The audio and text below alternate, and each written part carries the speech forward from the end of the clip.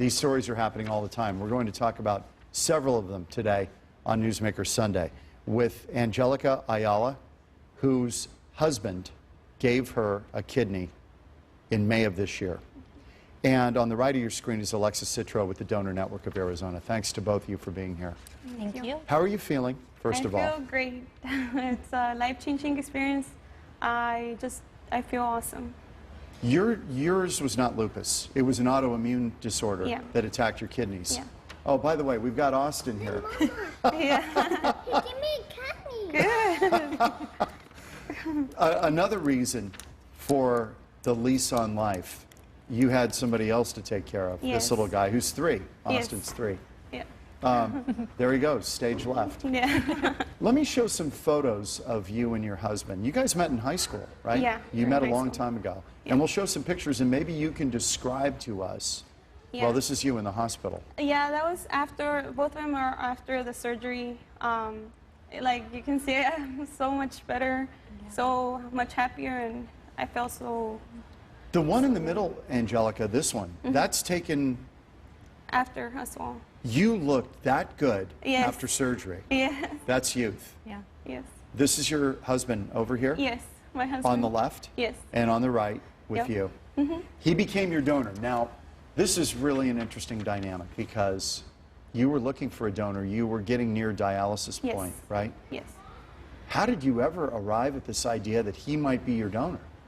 I actually I didn't know that he would be a match. The only reason why I had a little bit of hope was because he kept telling me he was so secure and so sure about him being like 100% a match. And the day of the testings, and once he was approved, it kind of brought me back to like reality. I was like, oh my God, I Right. can't believe he's actually a match. Can you describe what is happening to your body when you're in kidney failure? Yes, it's a horrible experience. I personally didn't know how bad I was until now that I'm perfectly healthy and good. One of them is I tasted food so different. Really? It tasted like kind of like ammonia, kind of. You know, that smell. You know, some foods wouldn't like satisfy me. I didn't want to eat sometimes. Most of the time I was nauseous. Did you think you were going to make it, or did you have doubts? I always had hope, especially with my son. You know, being so young, I was like, I wanted to stay strong for my family and my husband. You know, I didn't want anybody to see me down, because that obviously brings me down as well. Sure. So I just kept having hope, and I did feel really bad, but just kept being strong. I want to show, as I bring in Angelicas Citro from Donor Network of Arizona. They're so eager to show me their donor heart, or saying my brother received a transplant, or Right. my mom was a donor. And I think just spreading that education that donation is a gift. It's a gift of generosity, and you can do that through living donation or after you pass away through deceased donation. I've done a lot of stories on this through the years, and the one thing that I know is any family that has donated never, ever regrets it. Never. Has that been your experience? That's been my experience as well. Families, I hear all the time how much peace and comfort it can bring them to know that their loved one's last act on this earth was a heroic one. Exactly. That they can remember their loved one as a hero and someone who is living on today and just left a beautiful legacy. It just never made sense to me to take these life-saving organs into the ground with you. I mean, it never has made sense to me. Yeah. I know, and it's amazing for me to sit here next to Angelica. The last time I saw her, she was actually on the waiting list, waiting for a transplant. Wow. And So we you guys were- go back a ways. Yeah. It was probably a year ago, Yeah. actually. You were on and- the list for a year For almost? 2 years almost. 2 years. Yeah, so the last time I saw her was a year ago, and we were at a park, and Austin was running around. He's running around now. He's running around right now, but he wanted to go down the slide, and she is such a fighter. She's so strong, but she was having a hard time keeping up with her son. And, you know, she's a mom, and her Right. husband was there too. Right. And Austin's your only kid, Yes. right? He's your only boy. Yeah. Yeah. Okay. so sitting here today next to her, it's truly a miracle to see how healthy she is and happy, and she's able to keep up with him now. It's And really how great. is your husband doing? I mean, You know, we hear about the recipient, but the donor, that is a huge sacrifice, yet you say he's doing great. Yes. Yes, at first he had, you know, the normal bed rest and all that, but after that I recovered a little bit later after him, but he's living completely normal. He doesn't have any restrictions at all. He's only drinking plenty of water, just the logic stuff, and you know, he's playing basketball. Yeah, playing basketball, everything like normal. He says that if he wouldn't have known that he actually donated, he wouldn't have even known. He doesn't have any. Some more pictures of the family. Yeah, these are all my whole family that were with Beautiful us in family. our house. Yeah, Wow. all of them helped us out. My sisters, my brother helped us with my son, and my mom, me, and my dad with the rest. Is everybody now in the family, are they signed up to be organ donors? Yes, everyone is in the process of, and we're still adding like our family members. We're talking to them, and we actually have another family member that's in need of a transplant. And we're encouraging other people to donate, and you know, to have a little bit more education towards the donation. A lot of people in my family actually don't have a lot of information about it, which don't know the process. They're scared of it, or they're confused of the side effects and all that. But we're doing our job and telling them how easy it was for us. And we should make the distinction here between a living donor, which is your situation, Angelica, and Alexa with Donor Network of Arizona. You're dealing with deceased donors, and it is a very small criteria that makes someone eligible to be a heart, lung, pancreas. The person, the donor, has to be brain dead. You have to die in a kind of a very specific way to make you eligible to be a donor. And I didn't realize that until I started doing stories. And it's a very small slice of the people who die that can be donors, right? Yeah, that's true. And that's why we encourage everyone to register to be a donor, because when the time comes, if that time comes, let the doctors decide if you would be eligible to help save someone's life. And that's why we just encourage registration. There's no rule outs to registering to be a donor. You can do that by checking the box when you're at the MVD, or going online to DonateLifeAZ. And checking the box at MVD is not ironclad, but it tells the family, the immediate family, what your wishes are, certainly, right? No, when someone checks the box at the MVD, that is signing them up in the DonateLifeAZ registry. So even if a family were to balk in the last moments of life and say, I'm not sure I want him to do this, if that person has checked the box, they've made their wishes clear. Yes, so no one can overturn a decision to be a donor. Yeah, so only the individual can overturn that decision, similar to other end-of-life decisions.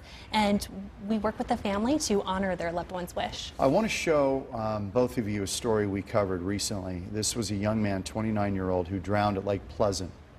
And Kenny was an organ donor, and his donations are now making a difference in 4 lives, 4 families, 4 people saved. Take a look.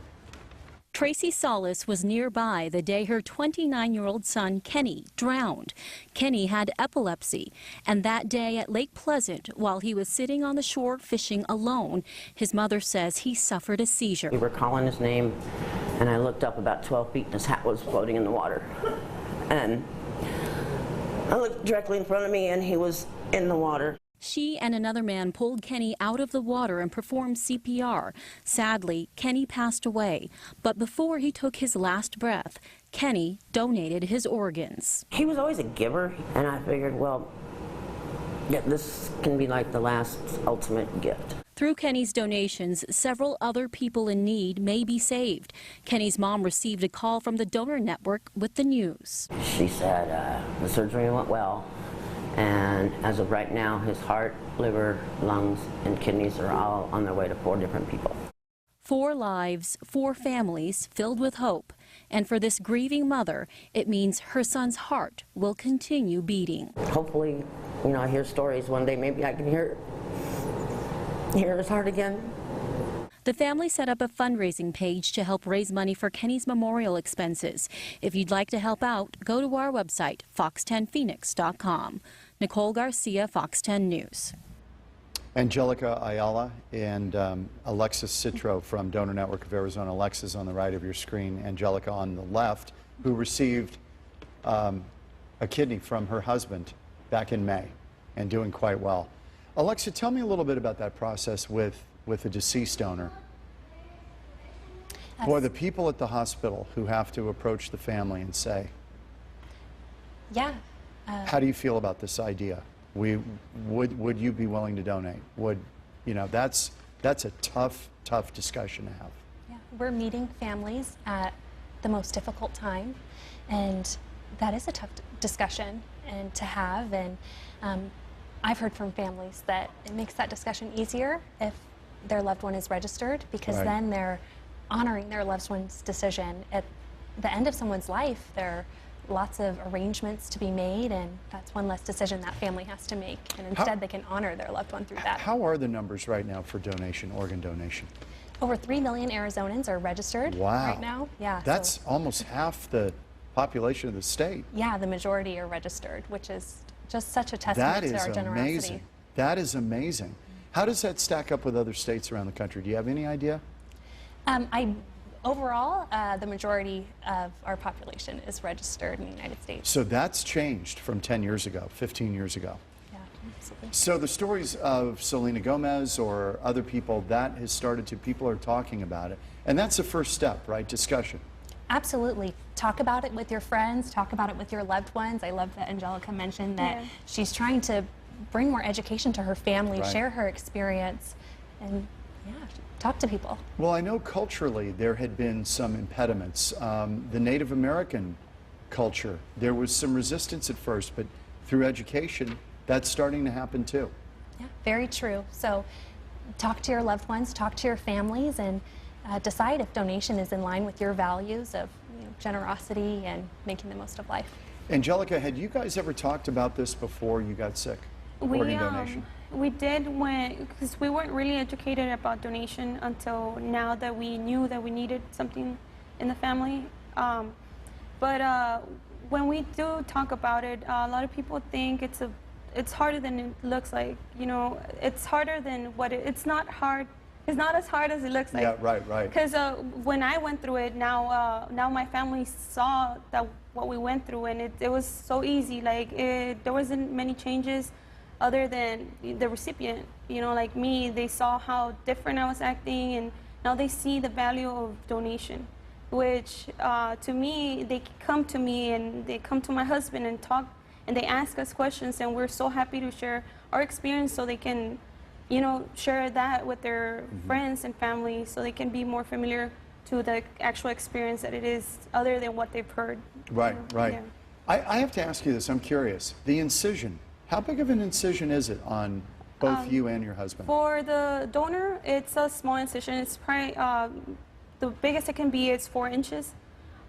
For the recipient, for me, it was about 10 inches long. Right.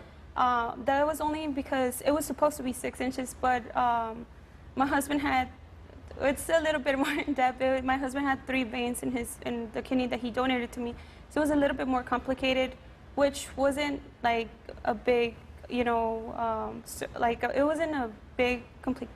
It wasn't a deal breaker. It's Yeah, just, yeah. but yeah, it was just a little bit bigger. How long was the surgery? For me, it was 4 hours. For my husband, it was 2 hours. 2 hours. Yeah, and 2 to 4 he was hours. up, and that picture of the both of you at your bedside, that's before the surgery? That's right before, yeah. Wow, that has to be an emotional time. Yes, I was really nervous for him more than for me.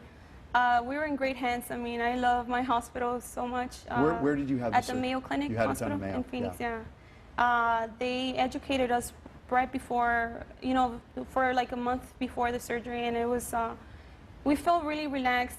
Especially him, he was so... Chill? Yeah, exactly. He was like, whatever, and like, well, let's do this. And, he went in before me, and I got out a little later because, it's a different process for each. But, yeah, after that, he was only on pain medication for like the first week, maybe for the first 4 days, that's it. Are you on rejection medications? Yes. Anti-rejection Yes, medications? I am. I have 2 anti-rejection medications that I have to take for life. which they increase and decrease depending on my blood work. They do the labs, they do every week. Do they at all prognosticate and guess how long this organ may last? Yes, depending on if it's a living donor, it's obviously a bigger lifespan of the kidney. Oh, it is? Okay. Yes. I didn't know that. Yes, for a deceased donor, it's a little bit shorter. Oh, it depends from who it comes from also, and how well you take care of it. So, for me, yeah, really good. You know. That's your husband, so you got to take care of it. Husband. Or there's going to be trouble. Yeah.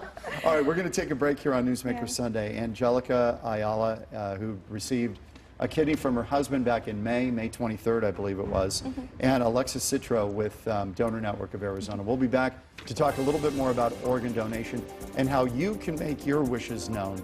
We'll talk about that as well on Newsmaker Sunday. Our guest today, on the left, Angelica Ayala, she went through this on May 23rd. Her husband was her donor. Alexis Citro from Donor Network of Arizona on the right of your screen. We've turned a corner about organ donation, I think, in this country. You just said in the last segment, 3 million people in Arizona, that's almost half of our population, is registered now. Yeah. That was not the case 10 or 15 years ago. What's changed? I think we're just spreading that word more and more, educating people about what a life-changing decision it is to be an organ donor. You know, you're seeing lives like Angelica or Selena Gomez you're talking about. Their lives are saved. But when you think about donation, you're not only saving her life, you're changing her son's life, her family's life, and that ripple of generosity just grows. So what an impact that one person can make. Right, absolutely right. Let's show a picture of you. I think it's a picture of you and your doctors and your husband, and I think this was maybe before your surgery. Is this? Yeah, that was right after. How are you feeling at this point? That was right after the surgery. Actually. Oh, that was right after. I was walking out of the hospital. I was about to walk out of the hospital already. You look very happy. Yes. Did you feel a difference almost right away? Yes, I actually, as soon as I woke up, I felt the energy, and I feel so much stronger and mentally strong. You know, like I felt so happy when my family came to visit me. I actually felt like greeting them and hug them and everything.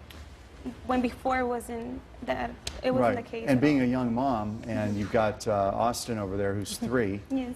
You got a lot on your plate. Yeah. To keep up with him, you got to be well. Yes. Mayo did your surgery, right? Yes, Mayo Clinic. Man, that is just, it's remarkable. I want to share with you guys, and you'll relate to it. Courtney Griffin did a story this week, a 27-year-old woman who was weeks away from dialysis, and she found someone special who donated to her. Take a look. Amy Sperry and Katie Grannon call each other sisters. They have a unique bond, keeping them forever close. Almost, I feel like it was my destiny in a sense, it's my opportunity to give back in the world, and it was awesome. At the age of 27, Katie desperately was in need for a new kidney. My mom did get tested, however, she was not a match for me. So I let some of my close friends and family know. And then finally it came down to, okay, you're really gonna have to start dialysis in a couple weeks.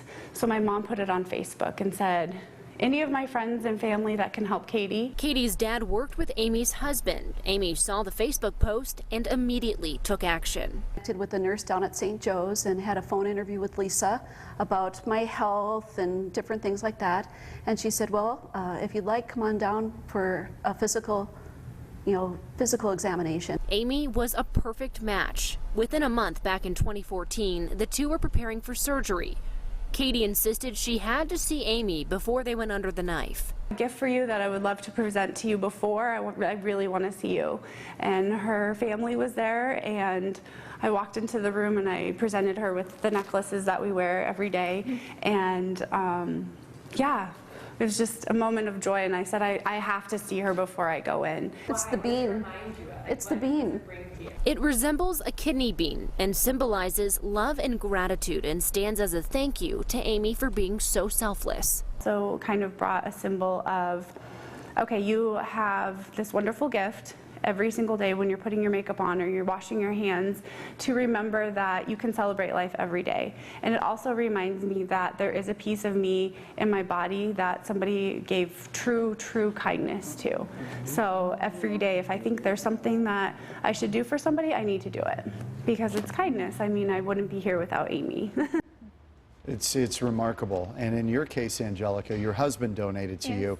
Boy, but when a complete stranger donates to someone, that is incredible. Yeah. It's all incredible, really, when you think about it. When we're talking about broaching the subject with family, do you guys have a template or an idea of when those this is a topic nobody wants to talk about, right? Right. So that conversation would happen after their loved one had passed away, and meeting with that family, discussing what that donation process could look like and what their loved one would have wanted. But in the best world, we would have these conversations before anything ever happens. Yeah. Are you counseling people or giving people advice on when to have that conversation, to start talking about, hey, what do you want to do here? I would encourage everyone to talk to your family now. Why wait for something tragic to happen or for someone in your family to be affected by donation to talk about it? I hope that everyone can start having those conversations and talk about it, you know, in this kind of cool state. Alexa, if they go to the website donatelifearizona.org, what are they going to find there? You can find more information about donation and absolutely register to be a donor. And that's the big one. Yeah. Okay, we're going to take a break. Some final thoughts on organ donation and the miracle of life, the gift of life. Back on Newsmaker Sunday in a moment.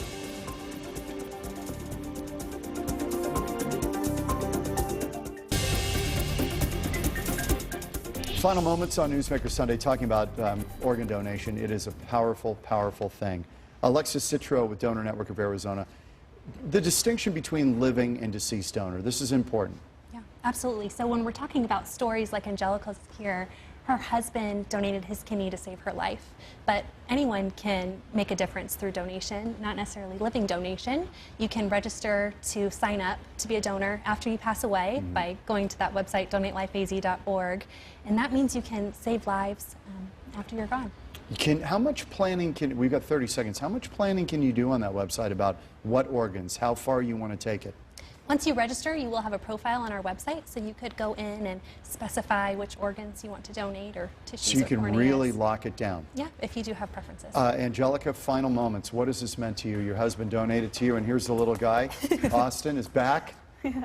It's a life changer. Oh yeah, I appreciate, you know, gestures like that, like not only for my husband to me, but from other people doing it to other family members or friends, like the case with Selena Gomez. It's so heartwarming to hear something like that's happening, you know, in the world, and how much change is bringing now. Thanks to both of you, and continued good health. We'll see you next week on Newsmaker Sunday. Donate.